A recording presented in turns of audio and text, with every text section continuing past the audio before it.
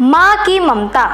एक छोटे से कस्बे में समीर नाम का एक लड़का रहता था। बचपन में ही पिता की मृत्यु हो जाने के कारण परिवार की आर्थिक स्थिति बड़ी दयनीय थी।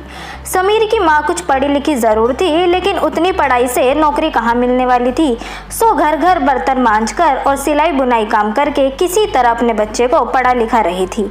समीर स्वभाव से थोड़ा शर्मीला था और अक्सर चुपचाप बैठा रहता था। एक दिन जब वो स्कूल से लौटा तो उसके हाथ में एक लिफाफा था। उसने माँ को लिफाफा पकड़ाते हुए कहा, माँ, मास्टर साहब ने तुम्हारे लिए ये चिट्ठी भेजी है, जरा देखो तो इसके अंदर लिखा क्या है। माँ ने मन ही मन चिट्ठी पढ़ी और मुस्कुराकर बोली, बेटा, इसमें लिखा है कि आपका बेटा काफ़ी होशियार है। इस स्कूल के बाकी बच्चों की तुलना में इसका दिमाग बहुत तेज है और हमारे पास इसे पढ़ाने लायक शिक्षक नहीं है, इसीलिए कल से आप इसे किसी और स्कूल में भेजें। ये बात सुनकर समीर को स्कूल न जा सकने का दुख तो हुआ, पर साथ ही उसका मन आत्मविश्वास से भर गया कि वो कुछ खास है। उसकी वृद्धि बहुत ही ज्यादा तीव्र है। माँ ने उसका दाखिला एक अन्य स्कूल में करा दिया और समय बीतने लगा। समीर ने खूब मेहनत से पढ़ाई करी। आगे चलकर उसने सिविल सर्विस परीक्षा भी पास करी और IAS ऑफिसर बन गया।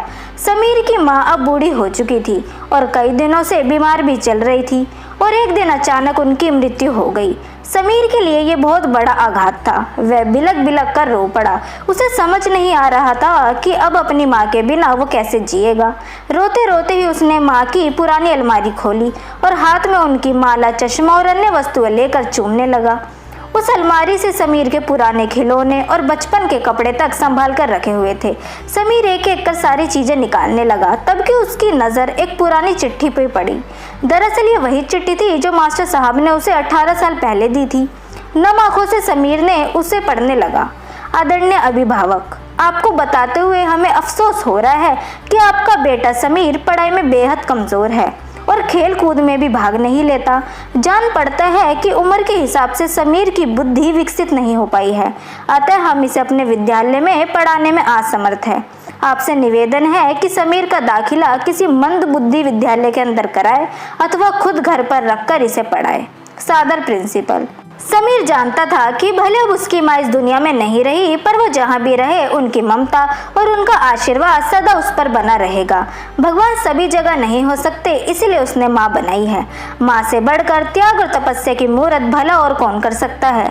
हम पढ़ लिख ले, बड़े होकर कुछ बन जाए, इसके लिए वो चुपचाप न जाने कितनी कुर्बानियाँ देती है।